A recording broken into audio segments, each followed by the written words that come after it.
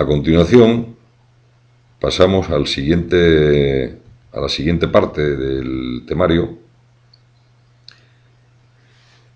Vamos a entrar en el tema sobre las infraestructuras que requiere un centro de carga en un aeropuerto para que cubra las necesidades operativas de la cadena logística de carga.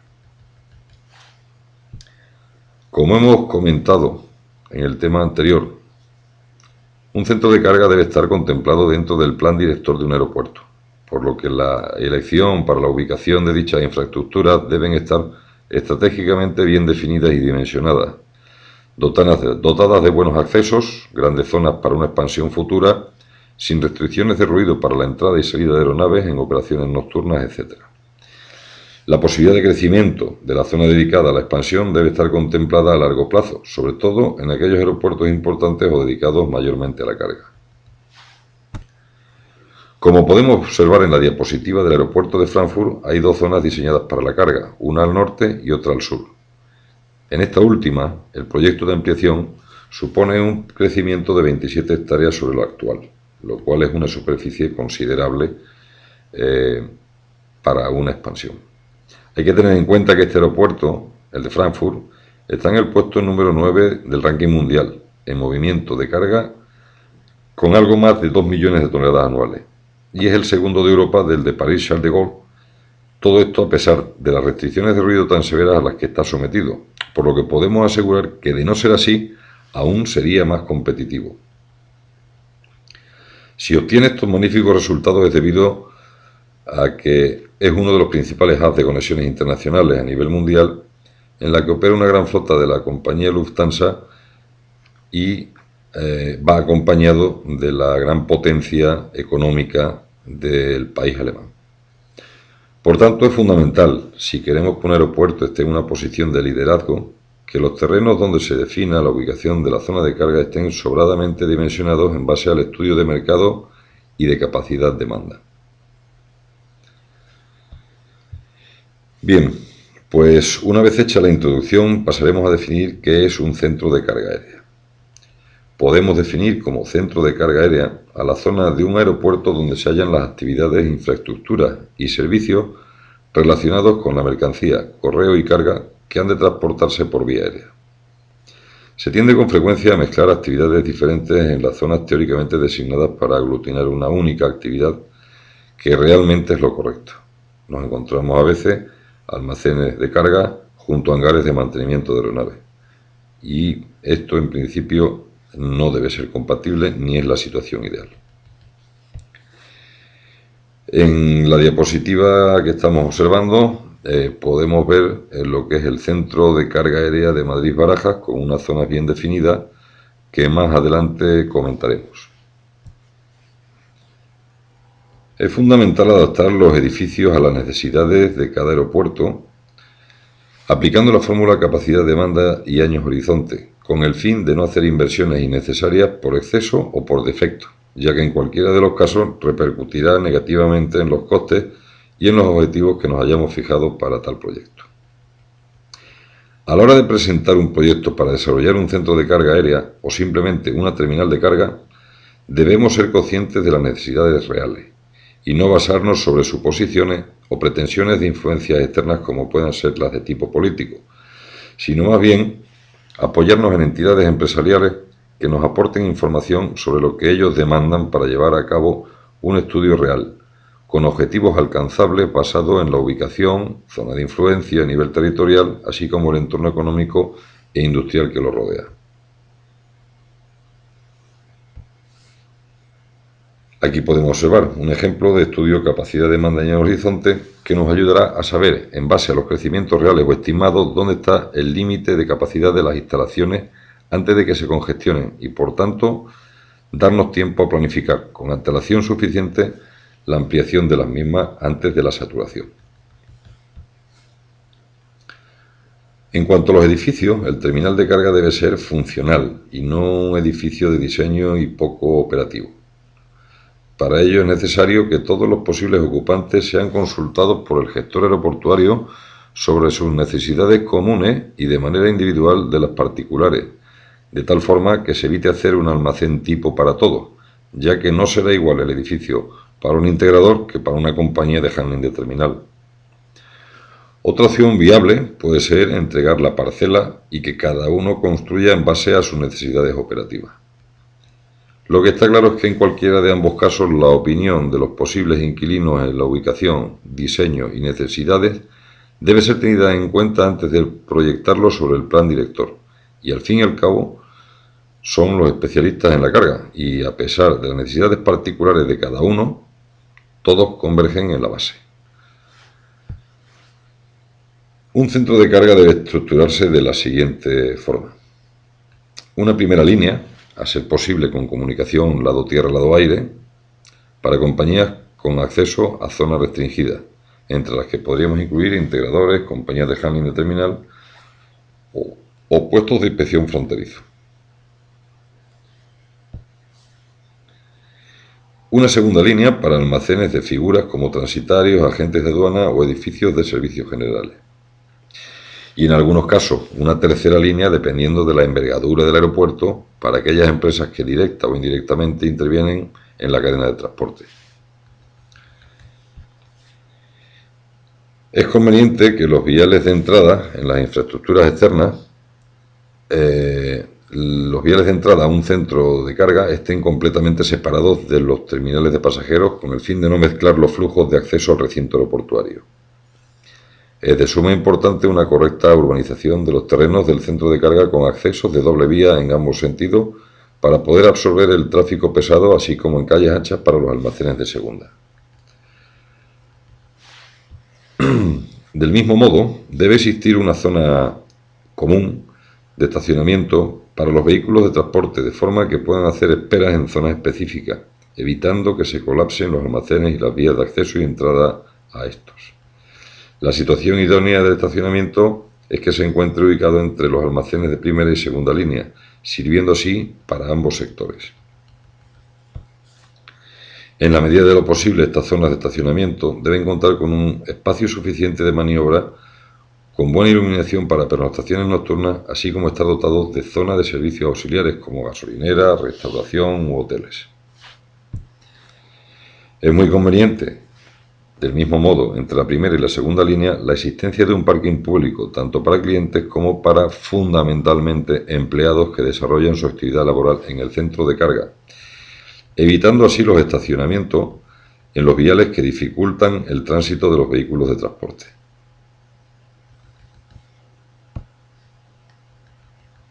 Los almacenes de segunda línea deben estar pensados principalmente para los agentes de carga y transitarios en los que poder ubicar, preparar, documentar, expedir o recepcionar las mercancías de importación o exportación.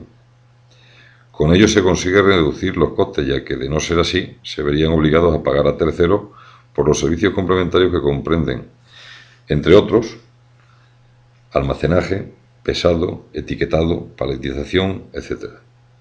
Del mismo modo, la cercanía a los almacenes de primera línea para las entregas o recogidas serán más rápidas y baratas, ya que los desplazamientos también son más cortos. Estos almacenes deben estar equipados básicamente con muelles basculantes para carga y descarga, baldas para ubicación de palets, básculas de pesaje y oficinas. También podrían estar además en posesión de otras autorizaciones especiales afines al negocio de la carga y que le aporten un valor añadido, como puedan ser depósitos temporales aduaneros o depósitos LAME. En la segunda línea es de vital importancia la existencia de un edificio de servicios generales que acoja al menos lo siguiente. Por un lado, oficinas de la Administración Pública, donde estarían los servicios aduaneros y paraduaneros. Oficinas del gestor aeroportuario. La figura del director de carga debe existir y debe estar dentro del conjunto del gestor aeroportuario. Alguien que solamente atienda lo que es el centro de carga aérea. Por supuesto, oficinas en alquiler para compañías que no requieren almacenes, simplemente un despacho, una sala de reuniones o centro de negocio, oficinas bancarias y zonas de restauración. En la primera línea deben situarse los terminales de carga de aquellas empresas u operadores que por su actividad deban tener conexión directa con la zona restringida de rampa o lado aire, como por ejemplo compañías de handling de terminal a terceros, compañías de pasajeros o carga que gestionen su propia mercancía, suelen ser los casos menos frecuentes, y por supuesto los integradores. Estos almacenes, por su criticidad, deberán tener algunas peculiaridades diferentes a los de segunda o tercera línea en lo que a seguridad se refiere, ya que se consideran como zona crítica al tener acceso directo a la zona restringida o lado aire. En la siguiente ilustración tenemos un resumen de la estructura de un centro de carga como hemos visto anteriormente. En él podemos observar en primer lugar y comenzando desde la parte superior la zona de terminal de pasajeros sombreada en verde. A continuación en azul la rampa de estacionamiento de aeronaves, la vía perimetral interior, los almacenes de primera línea con un espacio sombreado en color marrón junto a ellos como zona de expansión para cada almacén. Tras esto, las vías de acceso de doble sentido que dan acceso a los almacenes de primera y segunda línea. Seguidamente, la zona de almacenes de segunda línea en la que encontramos en la zona central el parking público y de empleados, así como el edificio de servicios generales sombreado en color naranja. Y detrás de la segunda línea un vial simple y los almacenes de tercera. Por último, en la parte derecha encontraremos el estacionamiento, la zona de espera de vehículos de transporte junto a la zona de servicios auxiliares de las que hablábamos, gasolineras, hoteles o restaurantes.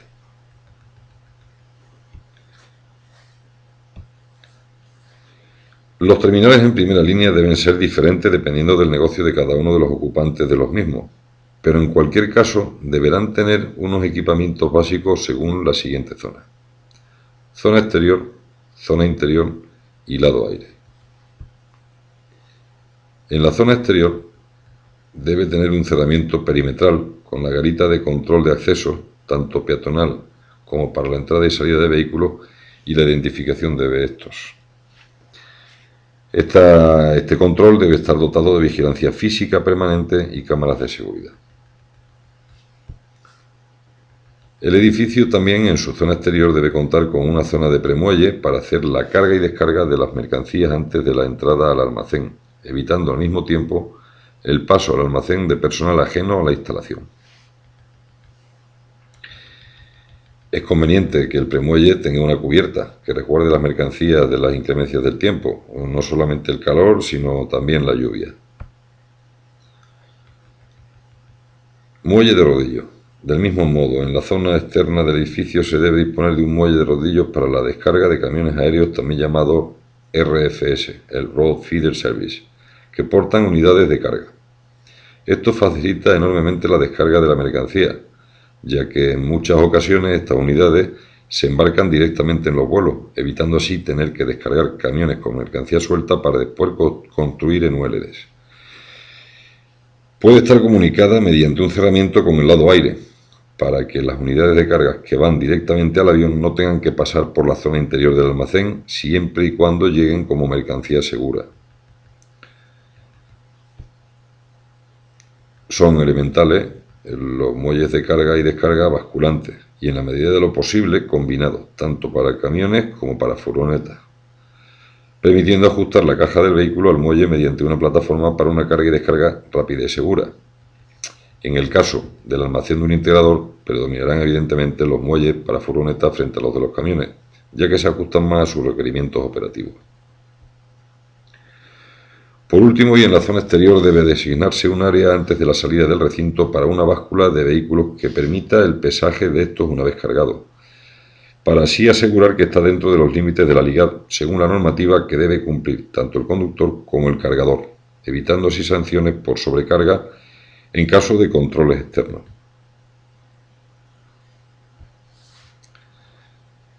Pasando a la zona interior del edificio, este debe contar con unas oficinas de recepción para la atención al cliente, así como para la aceptación o entrega y control documental de las mercancías. Su situación debe estar en la zona central del edificio, equidistante entre los muelles de atraque, pero con acceso peatonal que evite el paso de las personas entre las mercancías y maquinaria de descarga. Debe existir una oficina de operaciones o control de vuelo, preferentemente con vistas hacia la zona del lado aire, con el fin de monitorizar los procesos de llegada, salida, carga y descarga de los aviones para aquellas compañías que llevan a cabo los procesos de handling en rampa de sus propios aviones. También dentro del edificio, pero ya en la zona del almacén, este debe estar equipado con una serie de elementos como máquina de rayos X, tanto para paquetería como para palets de mayor envergadura, con el fin de hacer la carga segura antes de ser embarcada, cumpliendo así con la normativa de seguridad de la Unión Europea o de la TSA americana, que obliga a que el 100% de los envíos que se embarcan hayan pasado rayos X. El foso elevador para la construcción de palets agiliza enormemente la construcción de las unidades de carga y minimiza, por supuesto, la posibilidad de accidentes, ya que la construcción se hace siempre al mismo nivel, ajustándose así a la Ley de Prevención de Riesgos Laborales. En los terminales de carga sabemos que se mueven perecederos y mercancías que por su naturaleza requieren una temperatura controlada para su mantenimiento en óptimas condiciones y conforme a las reglamentaciones sanitarias. De ahí la necesidad de que dotar a los almacenes con cámaras frigoríficas y congeladoras. El transporte aéreo admite todo tipo de productos para su transporte. Las mercancías valiosas, como puedan ser joyas, cuadros, dinero, etc., requieren una custodia hasta su traslado al avión o recogida en el almacén y necesitan ubicarse en un lugar seguro. De ahí que sea interesante disponer de una cámara de valores. No es necesario que sea de grandes dimensiones, pero debe ser apropiada para la seguridad de las mercancías que contenga.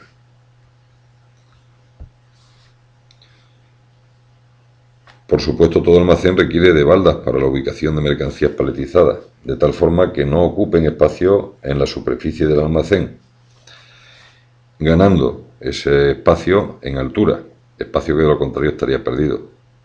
Del mismo modo, nos va a servir para el control de búsqueda de las mercancías cuando hay que embarcarlas en un vuelo o entregarlas al cliente, al estar ubicadas por una numeración en cada una de ellas.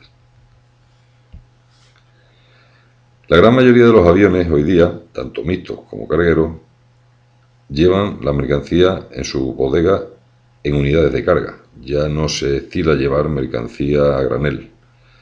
Por tanto, y para la carga y descarga de estas es imprescindible contar con mesas portacontenedores dentro de los almacenes que permitan tener un número considerable de ellos para la carga simultánea a los diferentes destinos de los mismos. Con ello conseguimos mejores tiempos para la conexión de esas unidades de carga a los diferentes vuelos.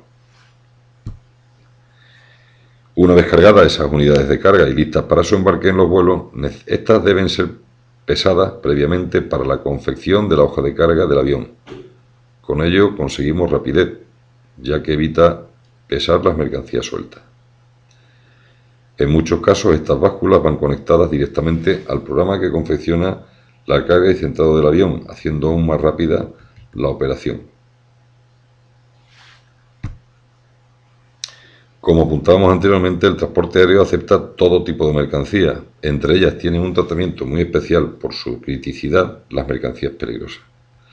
De ahí que deba designarse dentro de los almacenes un recinto que cumpla con la normativa IATA. Por lo general se ubica alejado de la zona más operativa, pero dentro del almacén. Derivado de los acontecimientos del 11S, el mundo de la aviación en materia de seguridad dio un giro de 180 grados y a partir de ahí las exigencias de los países son cada vez más severas. Tanto es así que se han regulado unas disposiciones de obligado cumplimiento en muchos países del mundo. Por eso, a continuación, quiero hacer mucho hincapié sobre los requisitos que el gestor aeroportuario no debe olvidar a la hora de proyectar los edificios de primera línea, que son los más críticos y están sometidos a esa normativa de seguridad. En la zona interior del almacén, el gestor aeroportuario debe tener claro, dentro del proyecto de la edificación, que ésta cumplirá al 100% con las exigencias del Plan Nacional de Seguridad que vienen auditando tanto las autoridades europeas para las certificaciones de los aeropuertos en materia de seguridad, como las propias auditorías del país que lleva a cabo la Agencia Estatal para la Seguridad Aérea, a las empresas establecidas en primera línea, y que de no cumplir conlleva unas importantes inversiones para las compañías con el fin de adaptar los edificios a la norma o incluso sanciones económicas muy altas por su incumplimiento. Para ello, el gestor aeroportuario necesita delimitar mediante un vallado interior infranqueable la zona segura de la no segura, dotar de máquinas de rayos X y arcos de seguridad del almacén y al edificio con un circuito cerrado de televisión para cubrir las zonas críticas. Si el gestor aeroportuario no aporta esta dotación, sí debe en el proyecto dejarlo totalmente definido para que esto sí se pueda realizar por parte de las compañías, en caso de que la inversión no la haga el gestor aeroportuario. Pero sí deben estar preparados para cumplir con la normativa. El acceso de personas a la zona restringida debe contar con un arco detector y una máquina de rayos X en cumplimiento del Plan Nacional de Seguridad, que será controlado por una empresa de seguridad para asegurar el paso a zona estéril. En la siguiente ilustración vemos cómo debe ser un almacén seguro según la normativa establecida. Podemos observar, comenzando desde la parte inferior, lado tierra, cómo accedemos al almacén señalado como zona no segura, en rojo. Aquí las mercancías se descargan directamente de los vehículos y permanecen en zona contaminada junto con el personal que hace la descarga hasta que pasan por las máquinas de rayos X que se encuentran en la mitad del vallado del almacén, que lo divide en dos mediante la línea roja. A la vez, en la parte derecha hay un control con máquina de rayos X y arco detector controlados por un vigilante para personas que acceden de la zona no segura a la zona segura. A partir de aquí, y una vez pasado ese control, todo el personal que se encuentra trabajando en la zona segura, que aparece en verde, puede acceder al lado aire.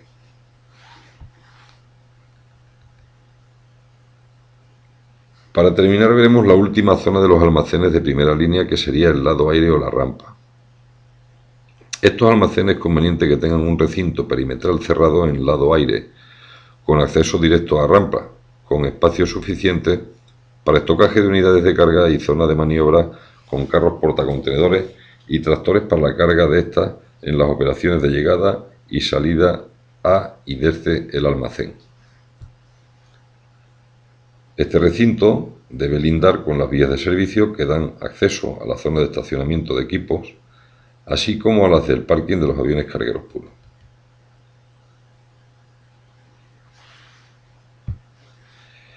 Estas dos últimas áreas deben estar lo más cerca posible a dichos almacenes, de forma que se eviten carreteos largos y minimice el cruce de equipos de handling de las diferentes compañías mediante la asignación, en la medida de lo posible, de parking de aviones próximos a los almacenes con los que cada compañía opera.